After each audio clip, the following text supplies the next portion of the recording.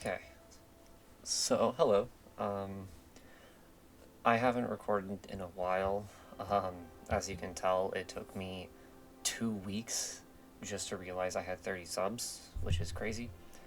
Um, so first off, thank you for that. Second off, what I'm doing today is slightly different. Originally, I wanted to do a tier list, just, basic tier list coming from a gold to plat, almost diamond tier player, um, especially with a lot of future changes upcoming. But looking at it now, I thought, hey, what if instead of looking at how they are now, we could look at some characters and see who should be looked at in the future? And so that's what I'm doing today. Essentially, what this tier list is going to be is rather than ranking them by, S rank, A rank, like typically what you'd see, this is going to be ranked by how, I wouldn't say broken necessarily, but just how they are, my bad, how they are as a hero. Are they fine? Do they need to be looked at? Do they need a full rework? And now I might do this again with some other people if it ever comes to that. I don't know for sure. As you can tell, a lot of videos with other people have come to a standstill lately, so I'm looking into that. But yeah, so this is my own personal opinion. Obviously, take it with a grain of salt, and if you have any other opinion, I would be totally down to talk about it. And I will try not to take 2 weeks to talk about it either. So, anyways, so the way I have this broken up, very simple. Green tier, bottom tier here is perfectly fine. This just means that they're fine. They don't need to be looked at, don't need to be touched. Number tweak is they're fine, just maybe their damage is too high, maybe their healing is too high, something along those lines. Then we have annoying, which is the character's not necessarily broken, but there is like something about their kit that may need some love or maybe annoying to deal with. Then we get to problematic, which is not necessarily horrible, but it's a little worse. It's maybe there's something just about their design in general that's poor, or something about their design in general that doesn't work at all with the team-based gameplay. And then the top tier is constant drama. This is just the character is a straight up problem fundamentally.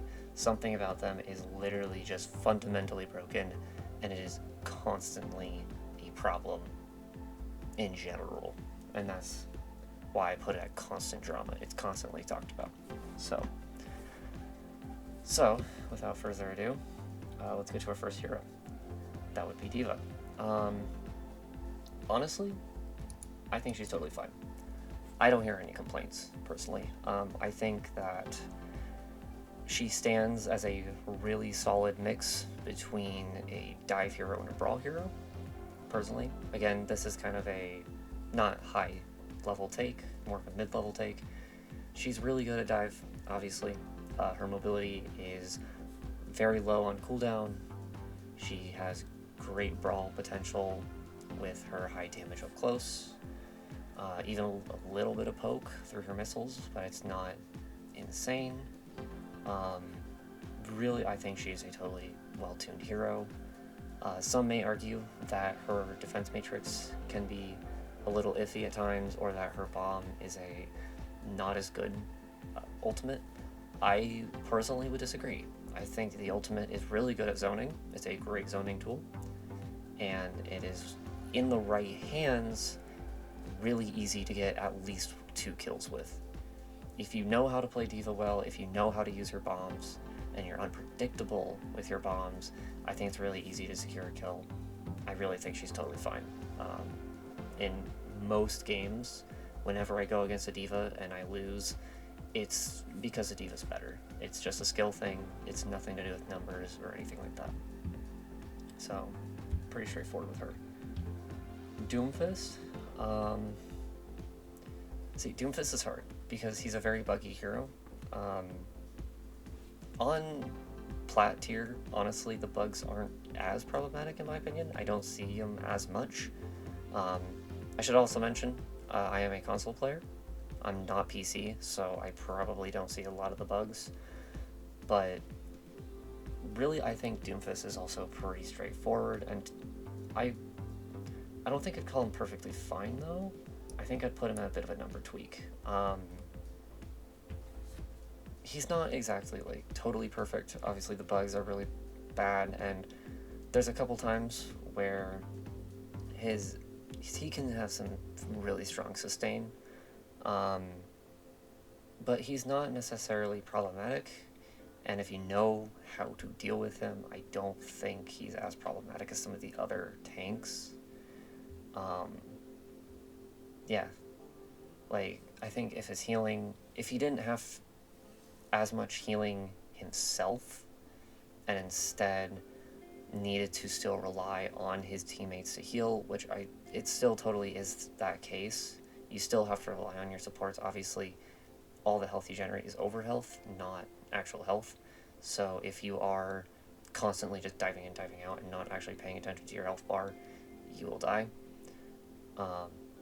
But honestly, like, he's not terrible. I'm actually thinking about dropping him back into perfectly fine, but it's more of just a bug thing, and if he had a little bit less self-sustain, especially with his ultimate now, being able to just generate, I can't remember the full number, I think it's 300. Generating 300 health is obviously a lot. I don't think he needs 300 health. He's fine. So, yeah, I would put him at just, like, number tweak with a little bit less self-sustain. I think he'd be totally fine, and most of his issues just boil down to bugs and other kind of technical problems that, like, unless you're really high rank, you're not going to notice that much, so he's more of a skill expression type of hero. Junker Queen, honestly, kind of same thing as D.Va, perfectly fine. Great brawl tank, very skinny hitbox, little bit of poke, not much, obviously, but there is a little bit of poke. She can even peel a little bit, being able to sustain herself with her bleed, as long as you're, like, consistently getting knife hits, consistently getting carnages, consistently meleeing for the bleed effect. Really easy to get that lifesteal. I honestly think she's totally fine.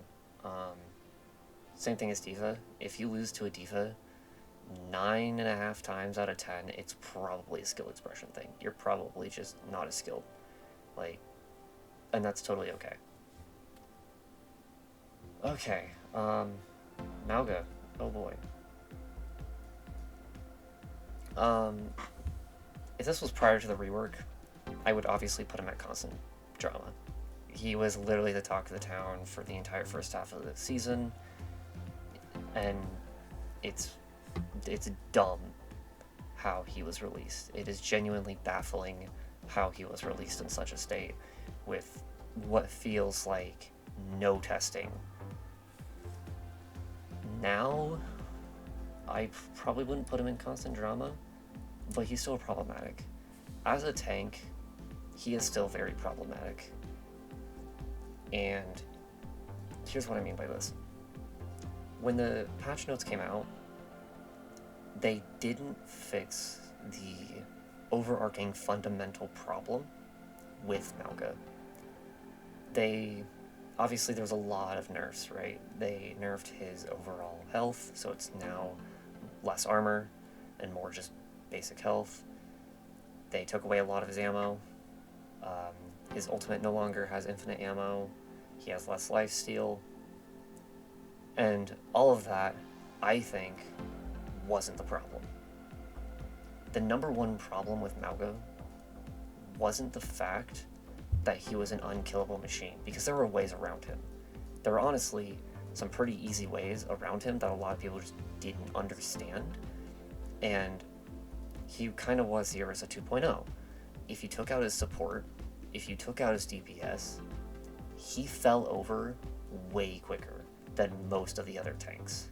He just flopped right over. Especially Ana. Obviously, if you're running an Ana and you just nade him, he ain't gonna do anything. When they nerfed him, it didn't do much. He's still strong.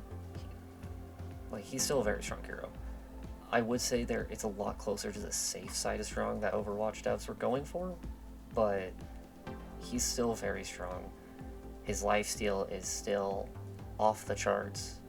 If you're being double pocketed, you are still unkillable as Mauga.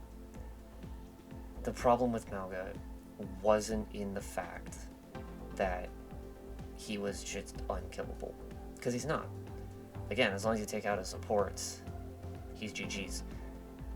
But the devs thought it was, and so obviously they got rid of the lifesteal. And I would say lifesteal is definitely a factor, but he needs to self-sustain. Because he doesn't have a barrier, he's not a Sigma, he's not a Ramattra, he's not a Reinhardt, where they have shields.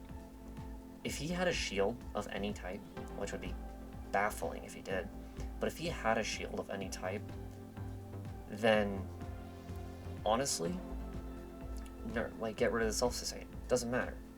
The fact that he doesn't have a shield means he needs to sustain in other ways, right? You look at Roadhog. He doesn't have a shield, so the way he sustains is through his take a breather. You look at Orisa. She self-sustains through her Fortify, and being able to constantly rotate cooldowns. Pretty simple. Junker Queen doesn't have a shield, but she has bleed, so she can constantly keep that lifesteal. Mauga having a lifesteal is necessary for his kit. To the people who say he's unkillable and that his lifesteal needs to go down dramatically, I call bullshit. He needs it. Because of the fact that he doesn't have a shield, he needs another way to be the tank role, right? And when they do things like get rid of the armor and decrease the lifesteal, it's not in the right direction, in my opinion. If you want him to be a more feasible hero, I would say just focus him on team gameplay. I think his Cardiac Overdrive is honestly a great example of this, right? His Cardiac Overdrive is obviously the most broken part of his kit, being able to amplify the amount of lifesteal not only you gain, but your entire team gains. So increasing the cooldown, that's where I start seeing the right direction. Not decreasing his lifesteal, but decreasing how often you can rely on that lifesteal. So you're still able to self-sustain, you're still able to play tank, but now you have to smartly play tank. The problem was not the lifesteal, the problem was how frequently he was able to spam it to the point that it just felt like a joke, right? Whenever it went on cooldown, it was only on cooldown for 10 seconds, and you still had a normal overhealth, a normal sustain through that. So while you weren't gaining health back, you still had plenty of overhealth to carry you over for 10 seconds until it recharged, and then boom, you get all your health back, GG's. That's my personal opinion. I still think he's very problematic. The nerfs did nothing. He's not constantly a problem anymore, but he is still a problem. And speaking of problem, Orisa, also problematic. I wouldn't say she's constant drama. I know a lot of people would probably put her as a constant problem. I don't think she's a constant problem. Similar to Mauga, if you take rid of her supports, if you get rid of her supports, if you play a dive comp, she rolls over. A lot of people don't realize this. I don't know why. Even at Plat Diamond, a lot of people for some reason fail to realize that if you get rid of the supports, she falls over way quicker than a lot of other tanks, right? Diva, Doomfist, Junker Queen, they're easily able to sustain themselves even if both their supports die, right? Diva can just DM, fly away, and regroup. She can peel out of there. Doomfist can peel out of there. Junker Queen, she has bleed, so she can sustain a lot longer if she's on her own, and she can duel better. You even look at characters that technically don't have lifesteal, like Ramattra or Reinhardt. again, still able to sustain themselves because they have a shield, right? Ramattra gains armor when he goes in Nemesis form. Reinhardt can charge away. What does Orisa have? I mean, she has a javelin spin, which makes her a little faster, but only faster if she's going forwards into the team, or, forwards with her back pointed at the enemy team, where they can just mow her down, right? If you get rid of the support, Orisa has to play way safer, and she doesn't become a problem. Yes, she feels like a brick wall. I think this is something that I constantly hear whenever I hear literally anyone talk about Orisa, not just top creators, but literally anyone. Whenever I ask what's wrong with Orisa, why do you dislike Orisa, what makes Orisa poor to play against, one of the most common answers is the fact that she feels unkillable. Her fortify makes it so you can't crit her, right? The javelin spin negates any sort of bullet or projectile coming at you. It's really not that bad, guys. It's really not that bad. The only reason I have her in problematic and not just annoying is because of the fact that she sometimes is incredibly boring to play against, because sometimes you literally do just kind of sit there being a brick wall. As Orisa, with, I would say, very limited mobility and a strong reliance on your supports, if your supports aren't doing their job, Orisa can't do her job, and she kind of turns into a brick wall, where she has to just kind of sit there waiting for healing, being a brick wall until she can be healed and keep going. That's when she's problematic, and that's when people start to feel like she just doesn't play well. But if your supports are doing good, if they're keeping you up, if they're making good plays, then Orisa can start making good plays, and then Orisa feels fun. So that's why she's not in constant drama. Just simple as that. Ramattra. He's kind of in this weird mix between number tweak and perfectly fine. I think I'm going to keep him perfectly fine, though. Similar to the other two characters in perfectly fine, Diva and Junker Queen, I think he is really solid for the role he plays, right? He's exceptional at poke in his Omnic form, and he's even pretty decent at Brawl in his Omnic form, even though obviously you would rather play in Nemesis form. Even in Omnic form, his particle damage is incredible. If you can land headshots with it, if you were good at projectile aim, his particle damage is incredible. Especially critical, it maybe takes a second and a half with critical damage to kill a squishy. It's not hard. And then obviously, he's also insanely good with Brawl. His Nemesis form is really good. The Ravenous Vortex makes it even better because it slows down the enemies so you can catch up with them and just punch them out of existence. He's a very solid hero.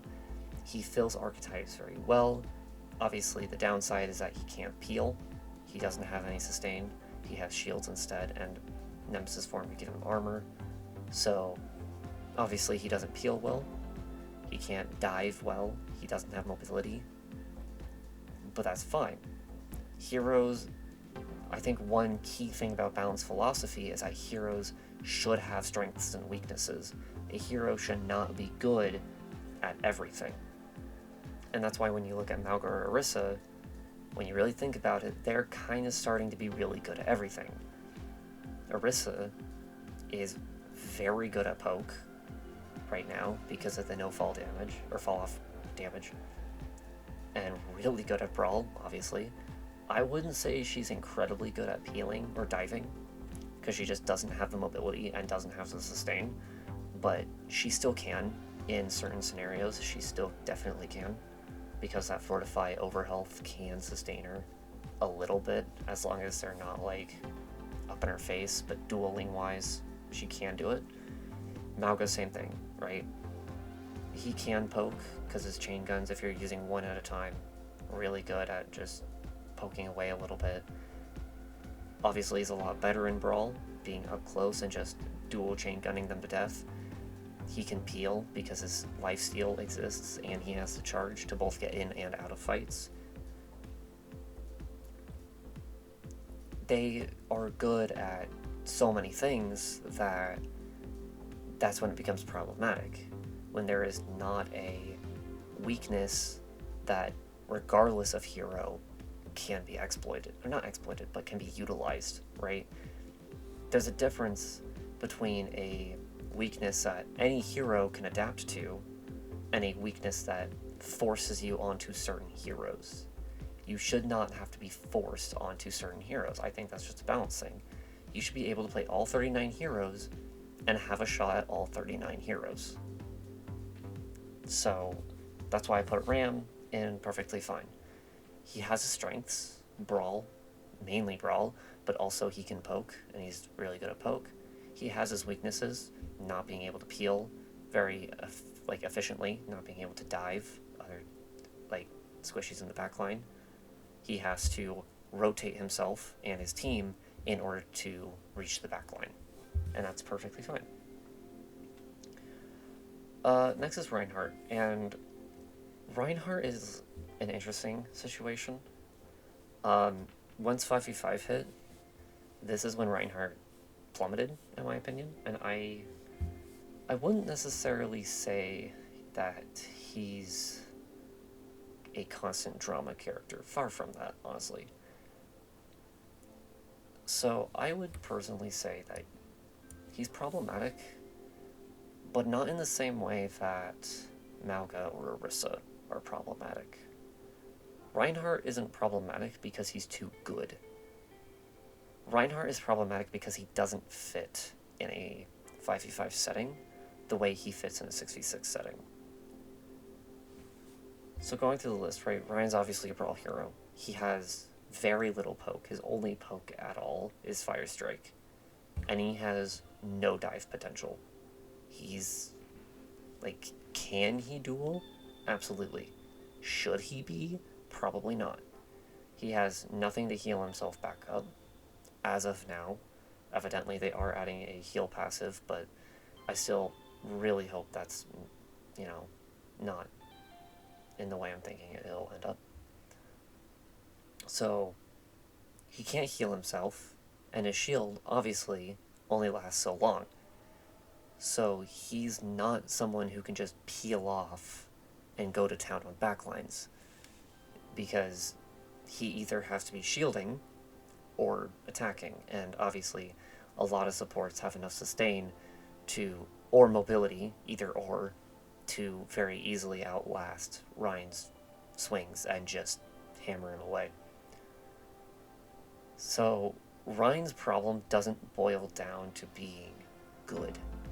I wouldn't say he's good. I'm sorry. In fact, the problem is the opposite. The problem is that unlike most of the other tanks now, which can serve more than one composition, right? You look at Orisa, Poke, and Brawl. You look at Mauga, technically all three in some cases, but mostly Brawl and a little bit of Poke. A little bit, not much, but mostly Brawl. Right? Diva, really good in Brawl, really good in Dive. Junker Queen, really good in Brawl, okay in Poke, okay in Dive. Ramatra, really good at poking, really good at brawling. Where does Reinhardt fit in? The answer is he really doesn't, right? He didn't really receive the same treatment that some of the other tanks got, and in turn, he's really only good at Brawl. He only has one role, one purpose. So why would you play him when 90% of the other tanks are able to do what he does and more? That's what makes Ryan problematic, right? I mean, Mauga has a charge that can't be CC'd, for example. Would you call it a better charge? Maybe, maybe not. Obviously, Ryan's charge is very different than Mauga's charge. Mauga's charge is more to get out of a situation. Ryan's charge is to get into a situation. But, you think about, well, if Mauga can have a charge and can't be CC'd out of it, why is Ryan able to be CC'd? When, in theory, Reinhardt probably shouldn't be CC'd. He has a whole suit of armor. Mauga has pecs. and yet Mauga's the one that doesn't get CC'd. That's interesting. Right? Why would I run a shield, a, 1400 HP shield, when I can play Ramatra, have 1000 HP shield, that, while temporary, I can shoot through and deal way more damage than Rhine, who has to hold it up and do 0 damage and just watch his shield decay over time. Right? Stuff like that is what makes you go, like, why would I play Rhine? There are people who can play Rhine, 100%, and I thoroughly applaud those people. As it stands now, Rhine is just, he's problematic in the way that he is not to the same level that new tanks are coming out, and that tanks, the kind of new standard for tanks has become. He is far below that, right? And that's what makes him problematic. Roadhog, I would probably say number tweak. Kind of like what I already talked about with Mauga. Obviously, he doesn't have a shield, so he needs sustain in other methods. So he has his take a breather, and I think his rework did really well with him, being able to have take a breather on a meter, so his take a breather feels a lot smoother, a lot nicer to utilize and fight against. On a nade is not as oppressive against that. Even then, though, I would still say he is quite the bullet sponge. He can be very annoying to take down. You can literally be blazing through him as Bastion in turret form and still take, like, maybe only half his HP pull down. Yeah, you take away his entire take a breather, probably. But he's still at half HP. He'll still have 2 supports that haven't been targeted because you're shooting at the or at the Roadhog. It's not going to do anything, right? It's just not going to do anything. So, I think his rework was definitely in the right direction, but he needs some tweaking. Like, obviously, he's really good at Brawl. His main thing is Brawl. He can also probably peel. Not necessarily dive. He has no mobility. But he can peel and definitely, go after a, flanking enemy. And I should mention now, after being 8 tanks in, I should mention, when I say peel and when I say dive, I mean 2 completely different things. When I'm thinking dive, I'm thinking, like, using mobility to get into the backline, versus peeling, I think, is just going after a flanking enemy and dueling. That's kind of where I sit there with that. So, but yeah, so I would say that he's definitely kind of in the overall range of just, he could probably have a little bit of number tweaking, make sure his sustain is not egregious, but still be quite good otherwise. Sigma, perfectly fine. He's, when you think of the ideal poke, you think Sig. I think most people think Sig, right?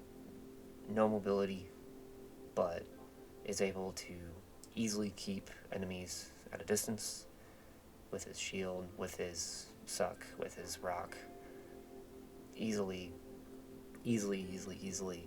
keeping them at a distance.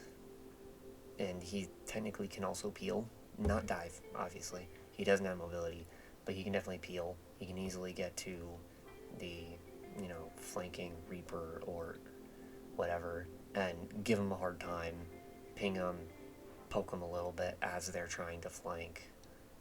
A well-coordinated team can easily, take care of a flanker without a problem, right? So, I think he's totally fine. Really, Sigma's honestly probably one of the most balanced tanks this entire, since Overwatch 2 was released. I think Sigma's been fine the entire time. I've never had a genuine problem with Sigma, so I would say he's totally fine. Oh boy. Winston. I... Winston... Winston... Winston's definitely a high skill character. You need to know how to play Winston to play Winston, right? If you don't know how to play him, you shouldn't play him, right? He's a character that you kind of... I mean, in theory, yeah, you could just jump in, pick Winston, and go to town. 100%. You could learn him that way, by just playing him over and over, learning what dives are smart, what dives are not, when to use your bubble, when not to use your bubble. But usually it's a lot better to actually understand the character first, before you just roll into Winston. You can't really play Winston and just immediately pick up on him the way that you can do with D.Va, or with, like, basically half the other tanks.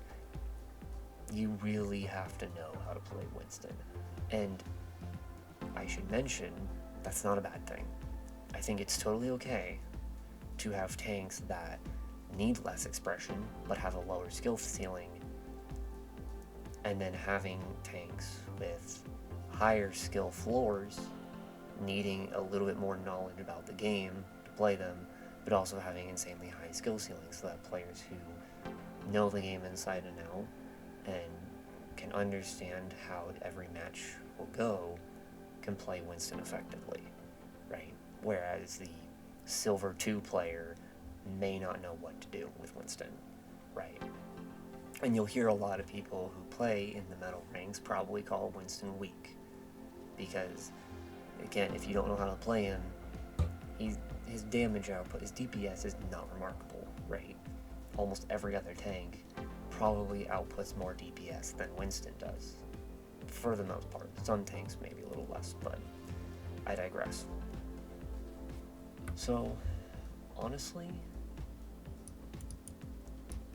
perfectly fine. I think Winston, totally fine. Like, he's got the... Obviously, he's a, like, big dive character. He's mostly notable for dive. He can peel a little bit, but he doesn't have any self-sustain, so he does need support help, which means that he's mostly dive, just going into backline, hopping back out, peeling a flank, and then hopping back out, like just this constant back and forth, which, you know, some like kind of similar to Doom. He's just kind of... Doom is the same way. You go in, disrupt, back out, heal, go in, disrupt. Winston's the exact same way. The only difference I would say is that Winston's obviously a lot less buggy, and he doesn't gain overhealth every single ability that hits the way that Doomfist does, which makes him a little bit more, like, I don't want to say reasonable, but kind of reasonable, where you have to actually be a little more team-oriented with Winston. You need to know where your supports are, and you need to know when it's okay to get aggressive and when you need to be more weary whenever you go in for a dive, right? And when you're talking about a team-oriented game, which is what they're going for, I would say, like, Winston embodies that just a little bit more than Doomfist. Wrecking Ball, oh boy. So I've been playing a lot of Wrecking Ball lately. Partly for this video, because I really hadn't played Ball at all until this idea came around. But partly because I just wanted to play Ball. I wanted to see what the whole thing with Ball was. Ball is definitely in the Reinhardt category in terms of not being on par with the tank standard, as I like to call it, right? Again, you look at a lot of tanks and they're really, really strong in one category, and then okay in one category or two categories, and then there's a category they just don't do well in, right? Again, you look at, like, Ramatra, exceptional in Brawl, pretty good in Poke, and doesn't dive. You look at Roadhog, exceptional in Brawl, decent in poke, right? Decent chip damage. Cannot dive whatsoever, but he can peel, not dive. What does Wrecking Ball do? Well, obviously he dives. His whole thing is basically mobility. He's like the most agile character of any tank, of any hero almost, if not of any hero. But does he brawl well? I mean, not really, right? If you're trying to brawl with him, you're just gonna get CC'd to death. He doesn't really poke well. So where do you get left with, right? Like what are you left with? Not much. His ultimate, I really haven't been talking about ultimates either. His ultimate is really poor. Obviously, for zoning wise, it's amazing. But you look at other zoning tools and it's a lot lackluster. It's a lot more lackluster, right? You look at Orisa, who her ult also sucks. Her ult is terrible, right? But at the end of the day, it's still more likely to probably get a kill than Wrecking Ball does. Personal opinion, I've seen more kills with an Orisa ultimate than any Wrecking Ball ultimate. Nauga, right? Another zoning tool. Probably gonna get a kill with it. Reinhardt, even Reinhardt, Earth Shatter, right? Not the most flashy ult by any means.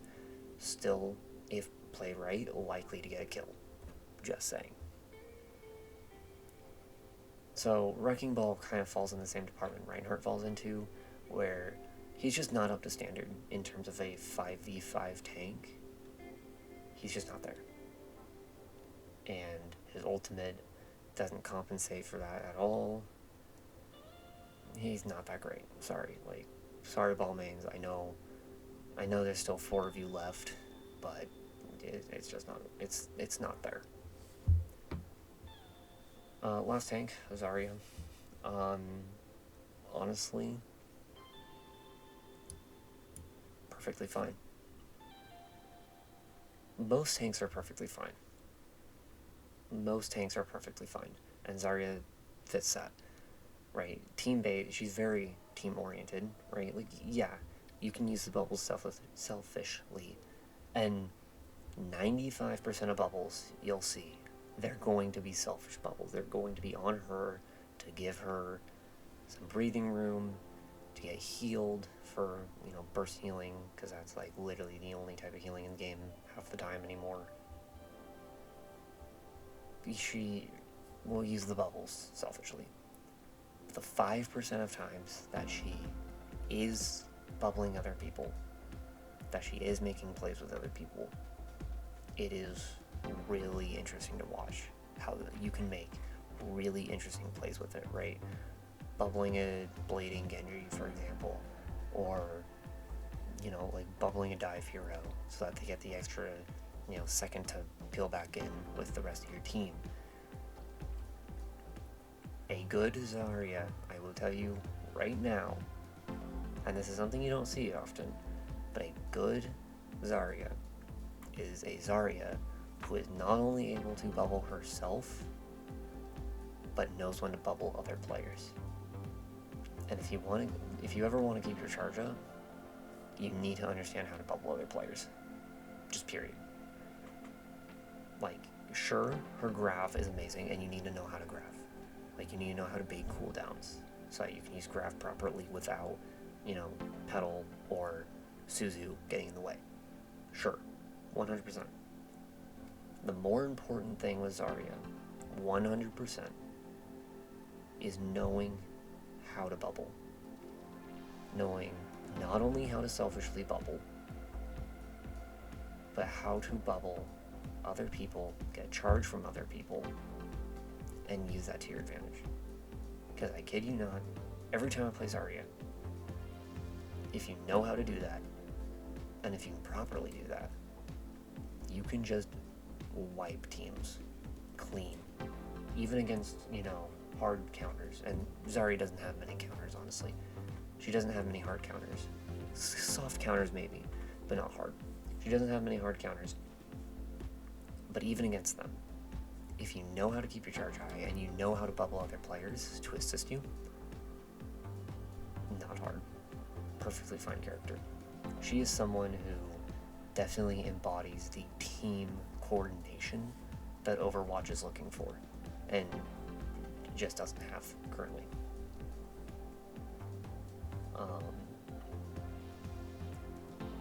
So going into DPS, okay, Ashe,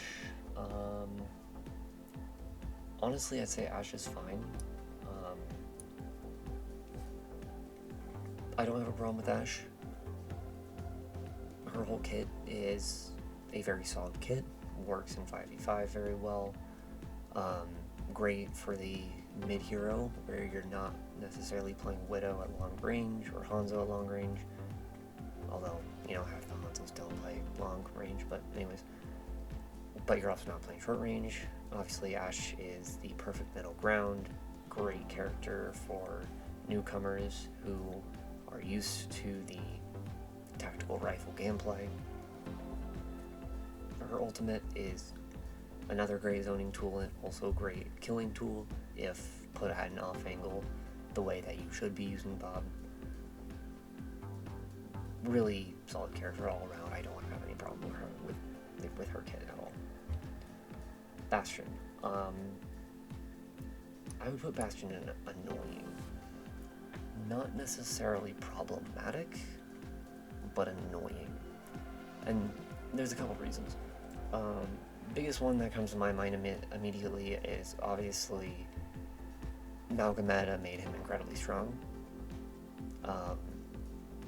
So the past half a season, I mean, most of the lobbies have had some sort of Bastion in there at one point in the match. You've basically just had to predict a Bastion, especially on attack. I've noticed attacking teams, especially like when you're playing, what's the map that like almost always has a Bastion? I would say like King's Row for sure. A lot of King's Row matches I've had will have a Bastion. And granted, that's probably not in high skill play. A lot of high skill play will obviously see different heroes, just like a lot of low metal ranks versus diamond and plat will probably see different heroes. You know, every rank will see different heroes. So speaking for the plat diamond, I see a lot of Bastion, especially in maps like King's Row, where it's, you know, just kind of, I wouldn't, like, there's a couple choke points, but it's also just like, especially like second point, where a lot of players don't know how to utilize high ground just yet. They're starting to get there, but they don't know how to use it. They don't know how to go around the Bastion, and so they'll just sit in the choke point and just get flooded with Bastion bullets, right? Those are the people who say that Bastion is problematic, are the people who don't know what cover is, don't know what high ground is, don't know how to peel away. Those are the people that say that Bastion's problematic, right? But once you get in the high ranks, you'll hear everyone say, oh, Bastion's not a problem. Bastion's not a problem. He's fine, right? And that's totally true. The higher in the ranks you get, the worse Bastion gets, because people start to understand how to just bait out your turret, how to just, you know, deal with a Bastion who's in turret form. You just go Genji, you just bait out the turret, and then once he's back in recon mode, you can blow him up, no problem, because his damage output in recon mode is obviously a lot lower for a reason. So he's just mostly annoying, I would say, right? In low ranks, people don't know how to play around him. He can definitely just pour damage. Almost 9 out of 10 games you'll see Bastions with over 10k damage by the end of the match. That's just how Bastion is, right? But then once you learn how to deal with Bastion, that's when you'll kind of hear the players say, oh yeah, he's fine, he's fine, he's fine. So that's when I kind of go back to the idea that there should be heroes who have a low skill expression, who don't need to be incredibly complex. You just go pew. It's okay to have characters who just go pew. And I think Bastion fits that incredibly well. So, as long as Bastion is not egregiously strong like we saw when his grenade was like giga buffed, As long as that's not happening, honestly, Bastion's fine. It's the moment that his like grenade was giga buffed or he got armor back during his turret form, that's when he became a problem, and that's when he probably would have been in like problematic, borderline, constant drama. But anyway, Cass. A lot of people would say he's problematic, for sure. His ultimate is weak, like probably the weakest DPS ult out of anyone.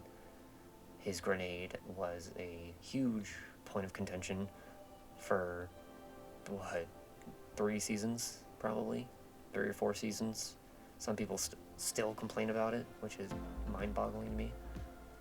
And it's totally fair. A lot of people say it's problematic just because, similar to someone like Reinhardt, similar to someone like Reinhardt, there's a lot of characters who you can play who do something better than Cass does, right? Like, oh, Cass is good because he has, good range. Well, then why not play Ashe, right? Who has a pretty similar rate of fire, but is more consistent with her damage output because she has the scope and her damage output doesn't have as much fall off, stuff like that. So why wouldn't you play Ashe, right?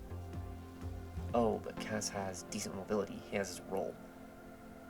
Okay, well, why not play Ashe with her coach gun, or Soldier with his run, right, with his sprint speed, and also has a even faster rate of fire? Why not play him, right? Oh, well, he has the extra health. Okay, and that's valid. He's a little tankier, but again, Soldier has self-sustain. Reaper has 250 health, right? So Cass is kind of this awkward jack of all trades, master of none, right? Where a lot of other heroes outclass him, but Cass kind of has everything at a micro degree. And that's why I'm not putting him in problematic. I'm putting him in maybe just annoying. Or even borderline number tweak even. Because the thing that's annoying about him is, I think, just the ultimate. Besides the ultimate, I don't think he's actually that bad, right? His ultimate is dog water. You will almost never get a kill with High Noon. Never. Or Deadeye, or I think it's called Deadeye. You won't get an ultimate with Deadeye. Or an ultimate. You won't get a kill with Deadeye. You just won't. Like, you almost have to pair it up with Lifeweaver Pedal Platform or Zarya Grab, or you have to pair it with something to get an actual kill out of it. Like, unless you are like just so tunnel visioned that you don't find the Cass behind your backline somehow, then yeah, he's not gonna get a kill with it. It's super, super easy to just leave the Cass alone and he won't do anything. But other than that, he's still a very solid hero by being, again, the jack of all trades. Having the really quick DPS in close range, maybe not to the same degree as Reaper or Soldier, but still able to do it at a competent level. Still being able to, go mid-range, maybe not to the same degree as Ashe or Hanzo, but at a competent level. Still having mobility at a competent level, being able to, hinder people at a competent level. I think he's just annoying because, again, like, you have to go in understanding that someone will be able to outclass you in something. But if you can get over that, that's what makes him good. Okay, Echo.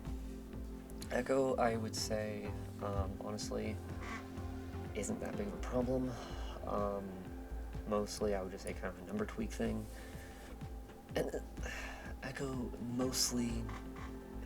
it's mostly just burst damage, right? That's really the only thing with Echo. She's not that bad. She's borderline perfectly fine. I'd say the only thing about Echo that makes Echo a little bit of a number tweak thing is with the amount of burst damage in the game, if you're able to land a really good sticky combo and then go straight into beam, a lot of players just won't be able to react to that, right? Unless they're playing Kiriko or something along the lines of, you know, burst healing like that, BAP, or, you know, maybe Brig to shield off the beam, something like that. If you don't have something like that, it's just not going to go well for you. Lojin. My cat just came right here to my lap out of nowhere. Why? Okay. Anyways. I know I don't have a webcam, so you can't see my cat. That just, you know, like randomly appeared out of nowhere, but here he is. Yeah. So, Gengi boy. I would say similar to Echo, mostly just a number tweak thing. And really, Genji's not even that bad like Echo. Like, I would say even less so than Echo. Genji has a lot of counterplay. It's not hard to deal with a Genji if you're competent against a Genji. The only thing I would really say is if he's up in your face just fanning you, he can definitely delete you pretty quick with, you know, having a little bit of a struggle to counter that, right? Constant double jumping with fanning you, you know, picking your health away, doesn't take much to really delete you. So, oh, bye Jim. Okay, he's gone now.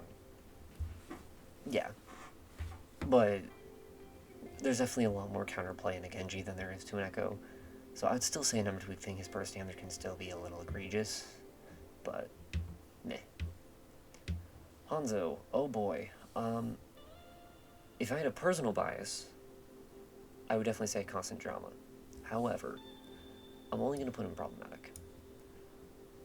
The problem with Hanzo is very similar to the, like, Mauga problem, just not as talked about.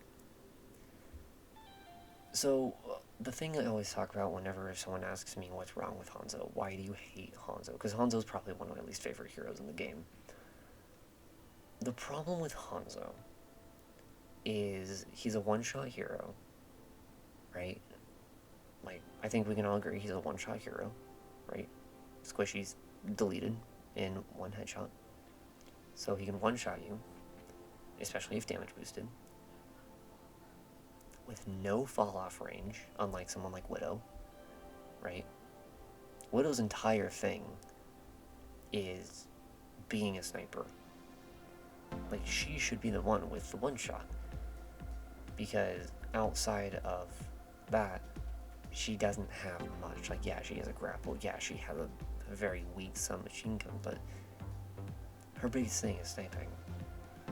Hanzo's thing, like, I would say Hanzo's thing is more tank busting, but how often do you hear someone complaining because a Hanzo literally just randomly shot an arrow and magically happened to kill someone? The question is, what counterplay is there for that? What do you do? The answer is nothing. You really don't have counterplay for a random arrow that just happened to hit you. That's not counterplay, right? Like, yes, you could obviously argue that you need to position better. You need to aim better. You need to kill him first. You need to dive in. Obviously, you could argue that. 100%. But that's not fun. And especially when I saw, like, the Widow nerfs, which made it so it's a lot harder than one shot with her, it just makes you question, like, okay, why didn't Hanzo get something to address his one shot when he can hit it way more consistently? Because he's closer to them. And, like, yeah, he's a projectile hero, but his projectile is still pretty fast, right? It's still a pretty fast projectile. It's not something like Echo's primary fire, for example, who's much slower. Like, he's definitely problematic, for me at least. Just, he has mobility, he can, wall climb, and he has the little leap thing. He has a one-shot right up in your face. His ultimate, while still being weak, like, it's a good ultimate. It's a good zoning ultimate. It has a lot of potential, stuff like that. He kind of, like, really the only thing that he doesn't have is just something to sustain him with, right? He doesn't have healing to self-sustain. That's really the only thing he doesn't have. Everything else, in some capacity, mobility, range, DPS output, rate of fire, he does better than a lot of other heroes, which makes you wonder, like, what archetype does he fit in? Well, he can fit in a lot, and can do a lot pretty consistently. So, yeah. Junkrat, I would say mostly just probably a number tweak. Kind of similar, and same thing as Echo Genji. It's not bad. If you are getting, like, one-shotted by a Junkrat because of, like, a bomb primary fire combo, more or less it's probably because of your bad positioning, right? You just ran right into him without thinking twice. But sometimes he can still completely blow you up, and the counterplay is tricky.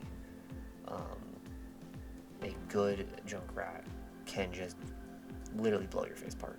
And on top of that, Riptire is an ultimate that, well, some people say is also not huge in extreme when it comes to, like, big plays or whatever.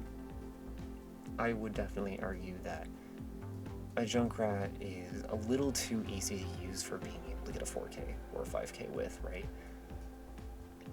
Like, there's still a bunch of counterplay to it.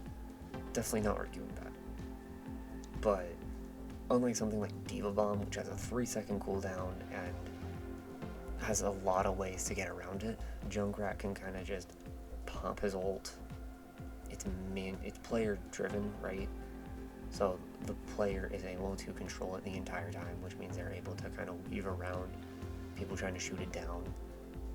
And, like, there's a lot less time to react to it, especially if the Junkrat pops it close, versus the 3 seconds that you have to wait between Diva pressing Q or Diamond or, triangle, whatever button you use, between Diva pressing the ult button and the ult actually going off, versus Junkrat pressing the button, immediately having control of the ult, and immediately being able to pop it. It could take like 2 seconds, right? And a lot of good Junkrats will actually do that. They'll know to get, pretty close and then just pop it, throw it around a corner, blow up your supports. Not much you can do about that.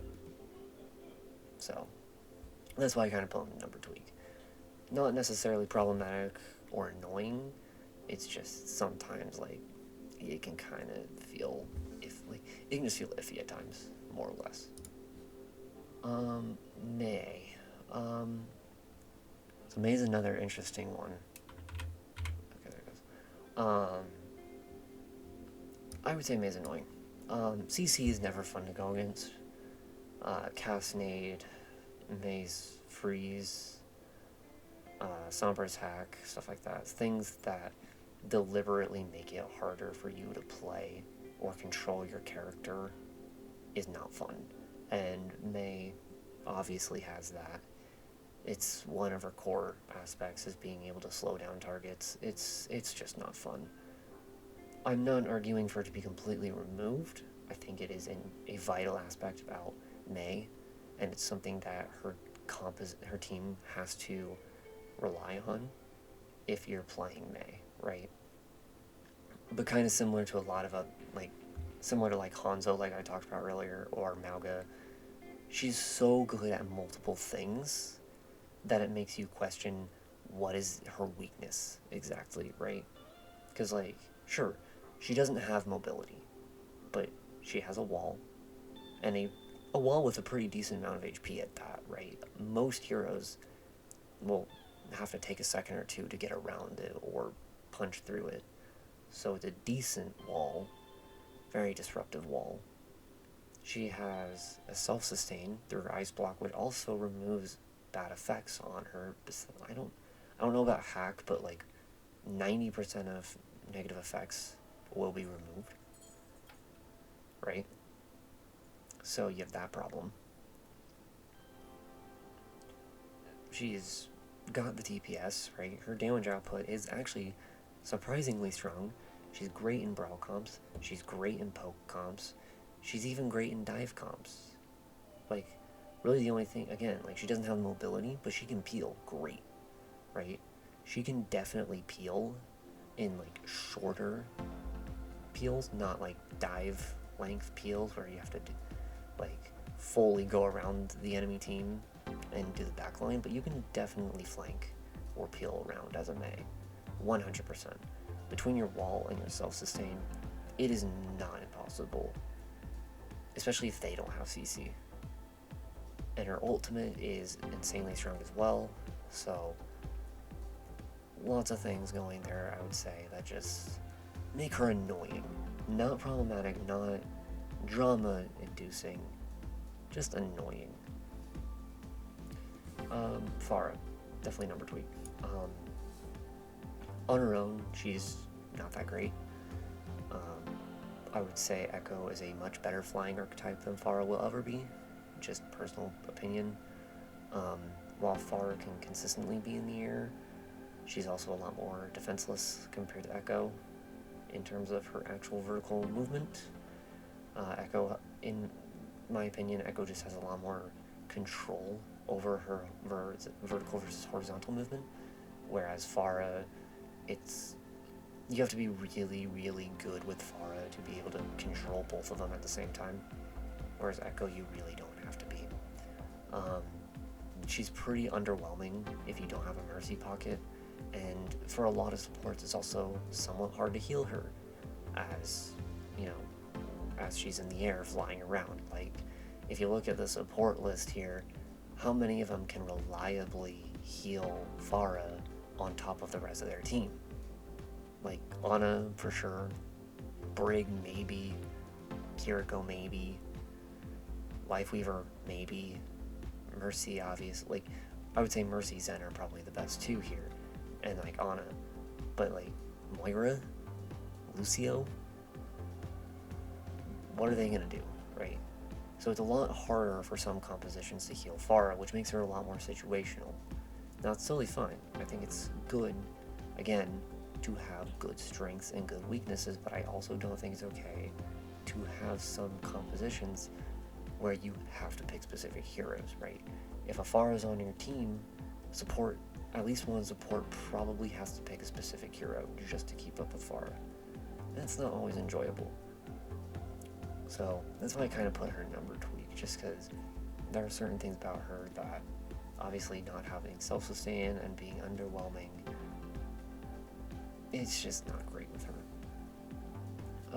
Reaper, honestly, I know a lot of people kind of think that Reaper can be a bit annoying sometimes. I think he's totally fine. As I've already said, some heroes are allowed to be low skill ceiling heroes.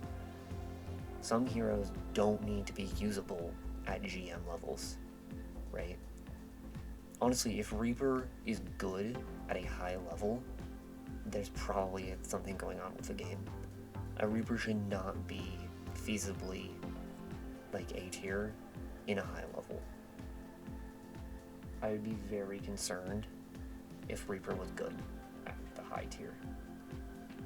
Just personally speaking. So, Sojourn. I honestly would argue that Sojourn's problematic. I would argue that Sojourn is problematic. Same basic reasoning that I have with Hanzo, honestly. Just, she's good at so many different things that even more so than Hanzo, that it really makes you question, like, why are more people not picking her, right? If you have even just competent aim, not even good aim, just competent aim, able to hit a target consistently with a railgun, she's just so lethal, regardless of whether you're bronze 5 or top 500. She can just dominate lobbies. She has the mobility, she has the DPS, she can easily peel away to sustain herself, right? She doesn't need the self-healing because she can just easily slide away and get to healing on her own. So she's totally fine in that regard. She can easily she has survivability. Her, like I already said, DPS is just off the charts. Between her railgun and her already pretty solid primary fire, her ultimate just makes her railgun even better. So she can just literally spray and pray and kill half the team. It's problem. Whenever you think of a character with a burst damage problem, Sojourn should be your number 1 problem right there. Her burst damage is just utterly insane. And Hanzo is probably the number 2 for me, personally. But I digress. Soldier. Honestly, I think Soldier's fine. He's not a problem. Legitimately, he's not a problem. If anything, the only reason he could be in like a number tweak is his secondary fire, the rockets, that deal 80 damage, I believe. That is a lot of burst damage all at once when you have 4 other methods of damage coming your way. Obviously, 80 damage up front is a lot, but it's also dodgeable. It's very dodgeable. It's very easily dodgeable. So I would say it's perfectly fine. Like, yeah, he's got mobility, but it's kind of meh. His self-sustain's also fairly meh. More used for a selfish self-sustain. Really, like, the only thing I would also say with Soldier is seeing that self-heal be more of a team self-heal rather than just a plop down for the self at an off angle and be totally fine type of self-heal would be nice, but that's for a different day. So I think he's fine. Sombra, annoying 100%, borderline problematic, borderline even constant drama. Sombra got a rework, and I think it did a lot of justice for Sombra. I think Sombra is much more fun now than she was before. The rework did a lot for her. The problem is that it's still really annoying to play Sombra, or against Sombra, and I think the number 1 problem is what I've already said earlier.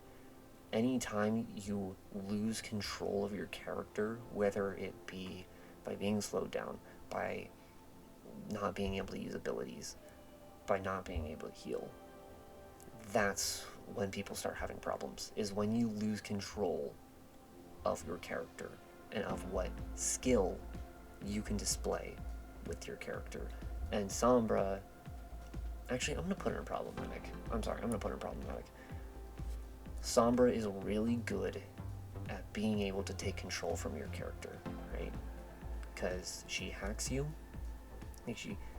It's impossible to tell where she is because she's invisible and she makes no noise, so you have no idea where she's at.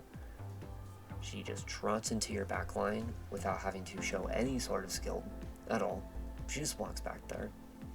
She hacks one of your supports. They can't do anything for, what is it, 1.5 seconds they're locked out of their abilities or something like that. It's either 1.5 or 1 second. But they cannot do anything with their abilities, so they can't get away.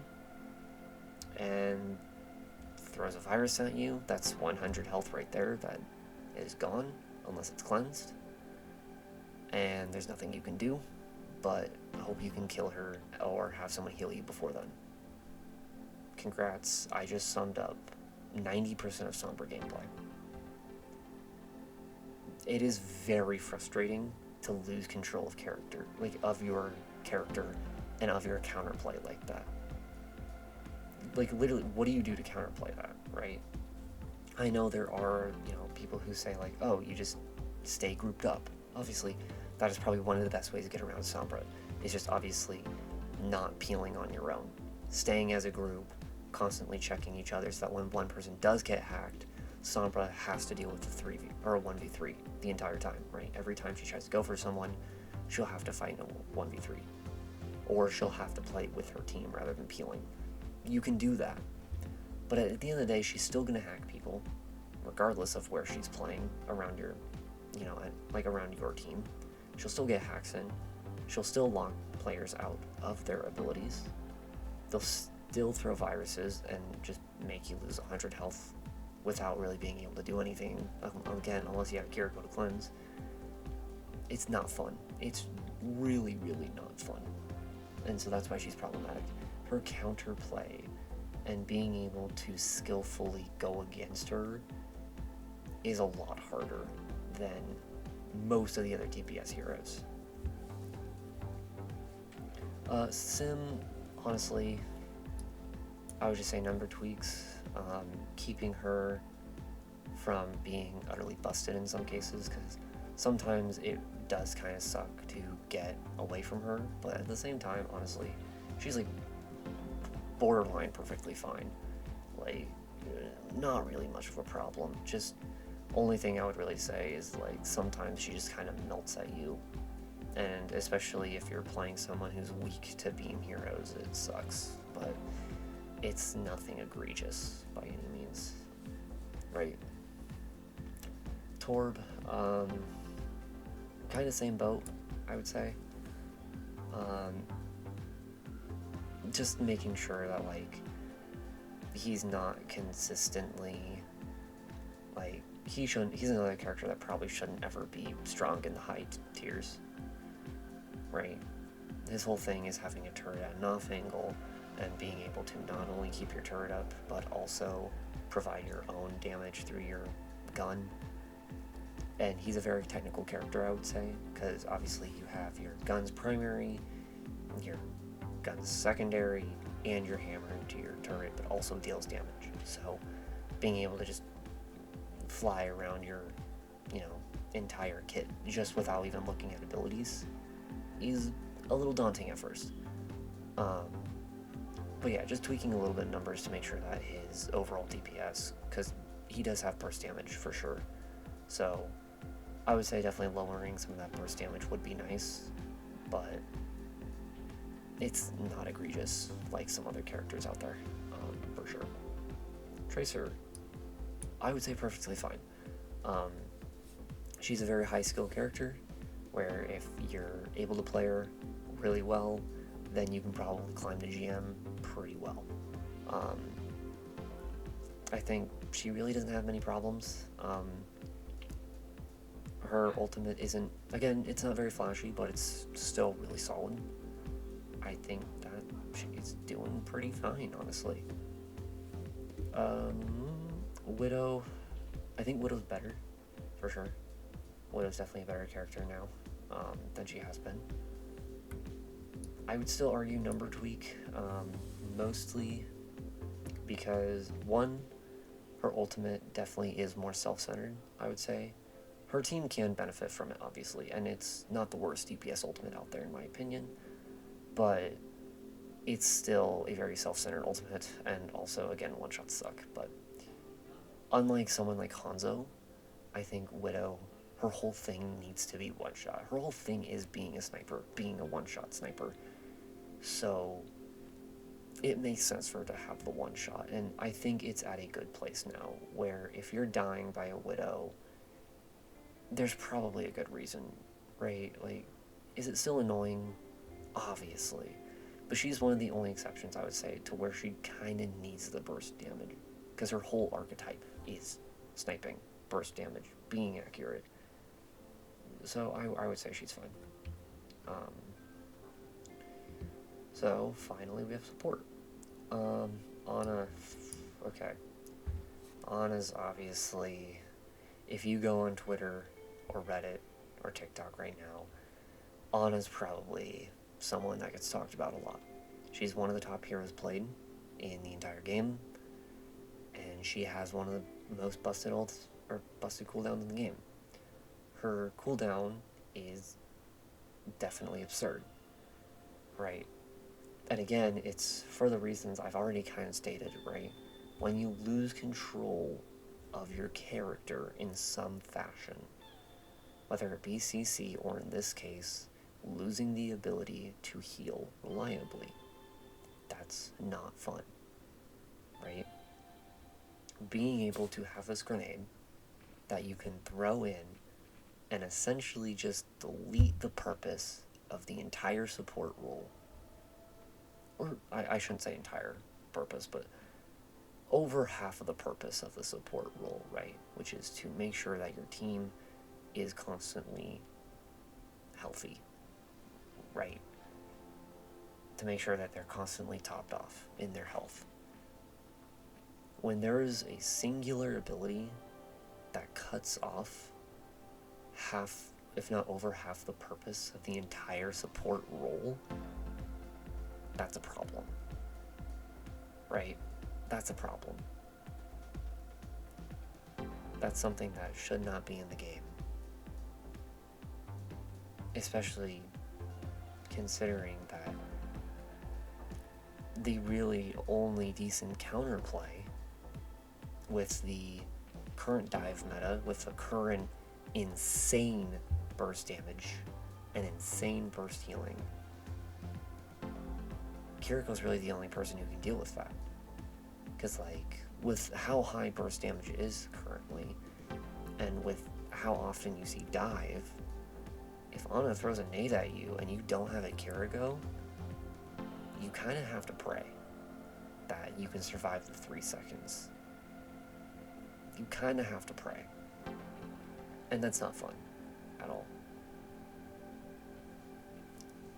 Baptiste, I wouldn't argue that. Actually, no, I would argue that. Never mind. He's constant drama. Immortality should not be a thing, honestly.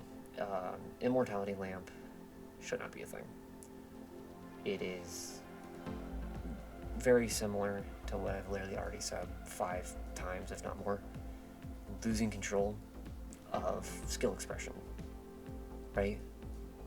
And if you're literally unable to kill a hero in the open, that's a problem, right? Basically, Immortality Lamp is a tool that allows you to forget what positioning is without a problem, right? At its core, the reason that you use Immortality Lamp is because you want to throw it out and hopefully save someone from a ultimate or from a lethal encounter or anything of that matter. But that goes into another problem that I really haven't talked about yet. But it's very common, and most of the supports have this problem. Why should you be able to use a cooldown to deal with an ultimate? In Overwatch 1, the more common thing was being able to use an ultimate to deal with an ultimate. In Overwatch 2, that is switched to using a cooldown, something that is on a timer, a very low timer, to deal with an ultimate that is on a very high timer.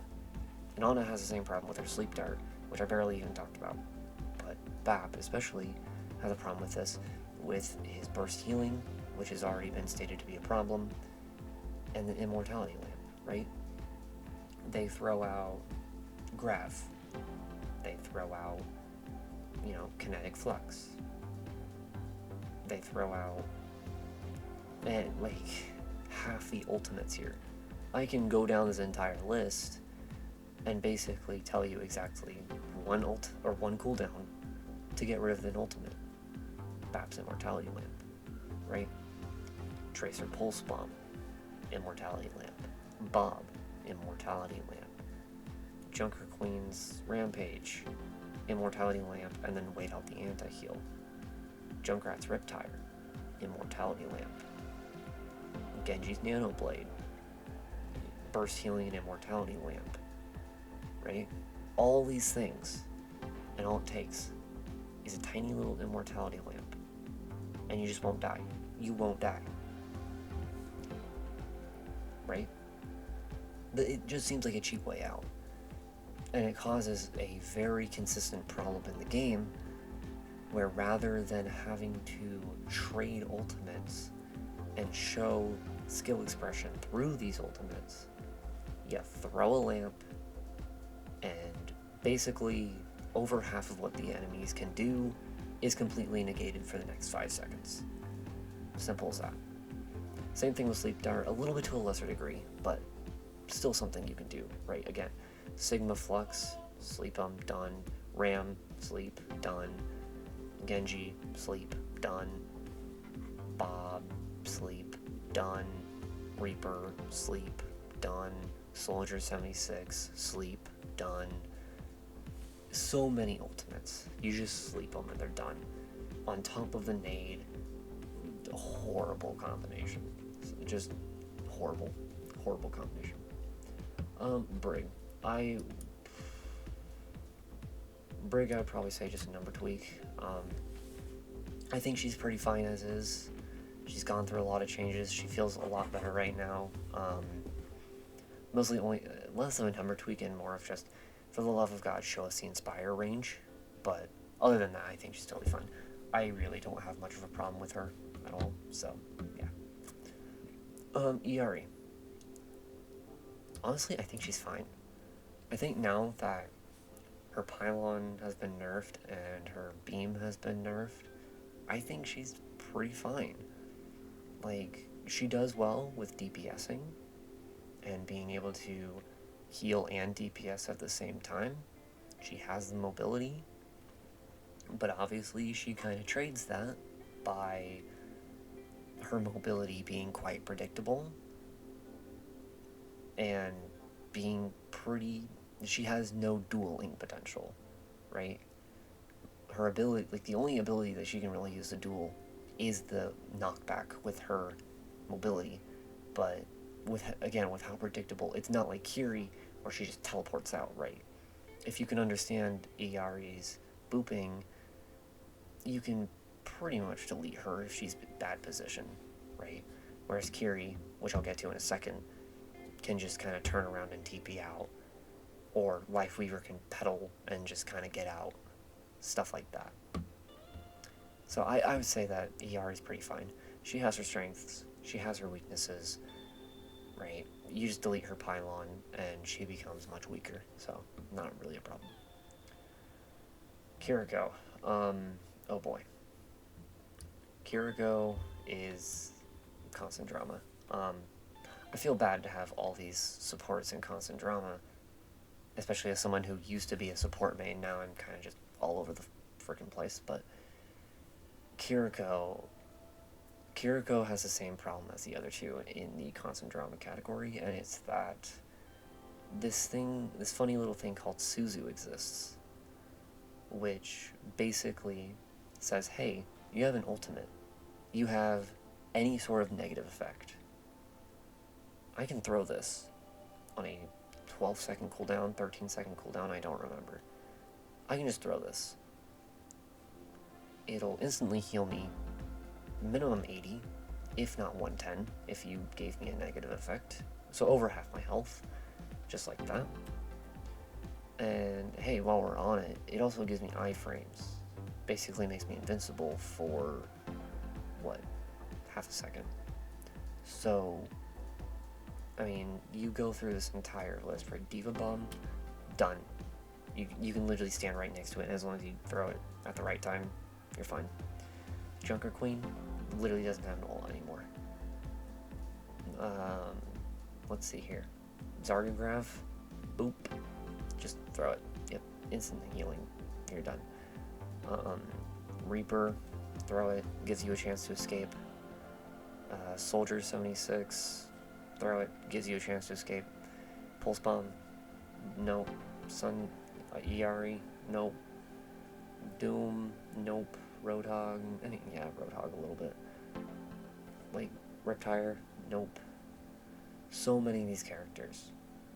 Literally, you throw this little thing, and they just don't have an ult anymore. They essentially just wasted their ult because you have Suzu. That's how Kiriko works, right? On top of her already egregious burst healing, she has very, very strong burst healing. Her kunai, which can 2-tap most, if not all, squishies, besides like 2. So you look at all that and you just go like, why is all that packaged in one hero? someone with insanely good damage, insanely good healing, potential for invincibility, the only character to cleanse negative effects and gain bonus healing for that, so even more burst healing. Her ultimate, which is probably like in the top 3 ultimates in the entire game, she's just all around busted. Everything about her kit is busted. Lifeweaver, I would just say annoying. Mostly just because of how he underperforms quite often. I think he would be closer to number tweak with a little bit more love, but it's mostly just the fact that he underperforms now. I don't know, he kind of just doesn't have much going for him. Like, yeah, he has a pedal platform, but you just use high ground and do pretty similar effects, and as already stated with some other heroes, he can also just use life grip or pedal platform to completely negate ultimates, so a lot of things just kind of make you go like, why, right? Like Malga, or Orisa, or Roadhog, or Diva Bomb, like all these things, you just throw a pedal platform at them, or you just grip them out, and what are they gonna do, right? So that can be a bit annoying, but besides that, I honestly think he's fine. Lucio, perfectly fine. You know, not really a problem. I really don't even have much to say about Lucio. He's totally fine. I've not once ever had a problem with him. Mercy, I'm gonna say annoying. There's 2 things about Mercy that makes her annoying, borderline problematic.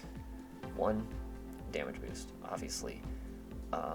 Damage boost is, while I wouldn't say horrible anymore, it's able to cause a lot of breakpoints to break for a lot of characters. Characters who are previously in this perfectly fine or in this number tweak category with damage boost easily kind of go up into the, oh my god, this is a problem category, right? Someone like, for example, like I would say Soldier.